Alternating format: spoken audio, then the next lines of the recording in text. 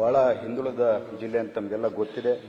ಆದರೆ ಇಡೀ ಉತ್ತರ ಕರ್ನಾಟಕದಲ್ಲಿ ಅತಿ ಹೆಚ್ಚು ಇಂಡಸ್ಟ್ರಿ ಎಲ್ಲನಿದೆ ಅಂತಂದ್ರೆ ಅದು ಬಳ್ಳಾರಿ ಜಿಲ್ಲೆಯಲ್ಲಿದೆ ಅಂತ ಹೇಳಕ್ಕೆ ಇಚ್ಛೆ ಪಡ್ತೀನಿ ಅಧ್ಯಕ್ಷರೇ. ಆದರೆ ನಮ್ಮ ಇಷ್ಟು ಬಳ್ಳಾರಿ ಜಿಲ್ಲೆಯಲ್ಲಿ ಇಷ್ಟು ದೊಡ್ಡ ಮಟ್ಟದಲ್ಲಿ ಇಂಡಸ್ಟ್ರಿ ಇದ್ರೂ ನಮ್ಮ ಜಿಲ್ಲೆಯ ಜನತೆಗೆ, ನಮ್ಮ ಹುಡುಗರಿಗೆ ಅಲ್ಲಿ ಜಾಬ್ಗಳು ಸಿಗ್ತಾ ಇಲ್ಲ. ಈಗ ಸರ್ಕಾರಕ್ಕೆ ನಾವು ಪ್ರಶ್ನೆ ಕೇಳಿದಾಗ ಗ್ರೂಪ್ ಎ ಅಲ್ಲಿ 65% ಕೊಟ್ಟಿದ್ವಿ, ಗ್ರೂಪ್ ಬಿ ಅಲ್ಲಿ 80% ಕೊಟ್ಟಿದ್ವಿ, ಗ್ರೂಪ್ ಸಿ ಅಲ್ಲಿ 100% ಕೊಟ್ಟಿದ್ವಿ, ಗ್ರೂಪ್ ಡಿ ಅಲ್ಲಿ 100% ಕೊಟ್ಟಿದ್ವಿ ಅಂತೇಳಿ ಸರ್ಕಾರ ನಮ್ಗೆ ಹೇಳುತ್ತೆ. ಈ ಅಂಕಿಅಂಶಗಳು ಕರೆಕ್ಟ್ ಆಗಿದ್ರೆ ನಮ್ಮ ಮಕ್ಕಳು ಬೀದಿಯಲ್ಲಿ ಯಾಕೆ ಅಳಿತಿದ್ರು ಅಂತ ಕೇಳಲಿಕ್ಕೆ ಇಚ್ಛೆ ಪಡ್ತೀನಿ ಅಧ್ಯಕ್ಷರೇ. ನಮ್ಮ ಮಕ್ಕಳು ಬೆಂಗಳೂರು ಇನ್ನೊಂದು ಕಡೆ ಹೋದಾಗ ಅಲ್ಲಿ ಎಲ್ಲನ ಸಿಗ್ನಲ್ ಲೈಟ್ ಅಲ್ಲಿ ನಿಂತಾಗ ನಮ್ಮ ಬಳ್ಳಾರಿ ಜನತೆನೋ ಕೊಪ್ಪಳ ಜನತೆನೋ ಬಂದು ಅಣ್ಣ ನಾನು ನಿಮ್ಮ ಜಿಲ್ಲೆಗೆ ಸೇರ್ದನಂತ ಮಾತಾಡಿದಾಗ ನಮಗೆ ಕಣ್ಣಲ್ಲಿ ನೀರು ಬರುತ್ತೆ ಅಧ್ಯಕ್ಷರೇ. ಯಾಕಂದ್ರೆ ನಮ್ಮ ಮಕ್ಕಳು ಎಲ್ಲೋ ಬಳ್ಳಾರಿಯಲ್ಲಿ ಇಷ್ಟು ಇಂಡಸ್ಟ್ರಿ ಇದ್ರು ಅಲ್ಲಿ ಅವಕಾಶ ವಂಚಿತರಾಗಿ ನಮ್ಮ ಮಕ್ಕಳು ಇಲ್ಲಿ ಬೆಂಗಳೂರಲ್ಲೋ ಇನ್ನೊಂದು ಕಡೆನೋ ಡೆಲಿವರಿ ಬಾಯ್ನೋ ಇನ್ನೊಂದು ರೀತಿಯಲ್ಲಿ ಕೆಲಸ ಮಾಡ್ಬೇಕಲ್ಲ ಅಂತೇಳಿ ನಮಗೆ ನೋವಾಗುತ್ತೆ, ನಮಗೆ ನಾಚೆ ಆಗುತ್ತೆ ಅಧ್ಯಕ್ಷರೇ.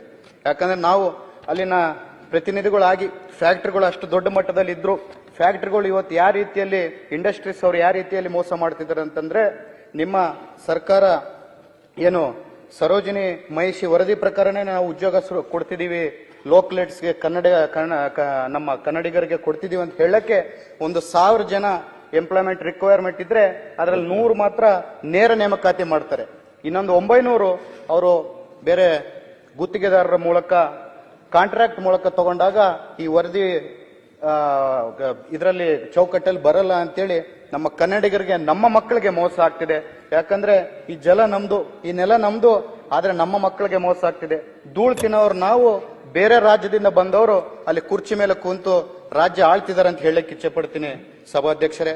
ನಮ್ಮ ಮಕ್ಕಳು ಏನ್ ಅನ್ಯಾಯ ಮಾಡಿದ್ದಾರೆ, ನಮ್ಮ ಜಿಲ್ಲೆಯ ಮಕ್ಕಳು ಬೇರೆ ಜಿಲ್ಲೆಗಳಾಗಿರ್ಬೋದು, ಬೇರೆ ರಾಜ್ಯಗಳಾಗಿರ್ಬೋದು, ಅವ್ರ ಮಕ್ಕಳಿಗೆ ಅನ್ಯಾಯ ಆದಾಗ ಇಡೀ ಅವ್ರ ರಾಜ್ಯಗಳು, ಅವರ ಶಾಸಕರು ಎಲ್ಲರೂ ಸೇರಿ ಒಂದು ಹೋರಾಟವನ್ನು ಮಾಡ್ತಾರೆ.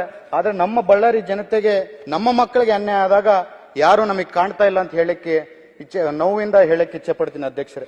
ನೀವು ತಕ್ಷಣವಾಗಿ ಈ ಫ್ಯಾಕ್ಟರಿಗಳಾಗಿರ್ಬೋದು, ಇಂಡಸ್ಟ್ರಿ ಅವರಾಗಿರ್ಬೋದು, ಈ ತಪ್ಪು ಮಾಹಿತಿಯನ್ನು ಏನು ಕೊಟ್ಟಿದ್ದಾರೆ ದಯಮಾಡಿ ಸರ್ಕಾರ ಒಂದು ಕಮಿಟಿಯನ್ನು ಮಾಡಿ, ಇದು ಕನ್ನಡಕ್ಕೋಸ್ಕರ, ಕನ್ನಡಿಗರಿಗೋಸ್ಕರ, ನಮ್ಮ ಜಲ, ನಮ್ಮ ನೆಲ ಹಕ್ಕಕ್ಕೋಸ್ಕರ ನಾನು ಕೇಳ್ತಿದ್ದೀನಿ ಸಭಾಧ್ಯಕ್ಷರೇ.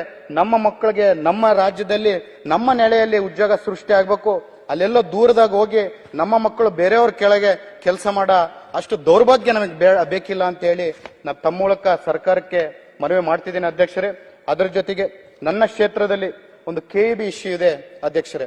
ಏನದು ಇಶ್ಯೂ ಅಂತಂದ್ರೆ, ನಂದು 90% ಸ್ಲಮ್ ನಾನು ಬಳ್ಳಾರಿ ಕ್ಷೇತ್ರ ಅಂತ ಹೇಳಕ್ ಇಚ್ಛೆ ಪಡ್ತೀನಿ ಅಧ್ಯಕ್ಷರೇ.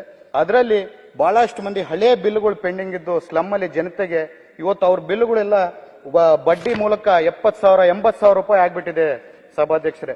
ಅದು ಇವತ್ತು ಆ ಬಡ ಜನರು ಕಟ್ಟಕ್ಕೂ ಆಗ್ತಾ ಇಲ್ಲ. ಆ ಬಡ ಜನರು ಕಟ್ಟಕ್ ಆಗದಂಗೆ ಎಲ್ಲರೂ ಅವ್ರ KEB ಅವರು ಅವ್ರ ಮನೆ ಮುಂದೆ ಹೋಗಿ ಅವ್ರ ಮೀಟರ್ಗಳನ್ನ ಕಿತ್ಕೊಂಡು ಹೋದಾಗ ಆ ಸ್ಲಮ್ ಅಲ್ಲಿ ಜನರು ಕತ್ತಲಲ್ಲಿ ಮಲಗೋ ಪರಿಸ್ಥಿತಿ ಬಂದಿದೆ.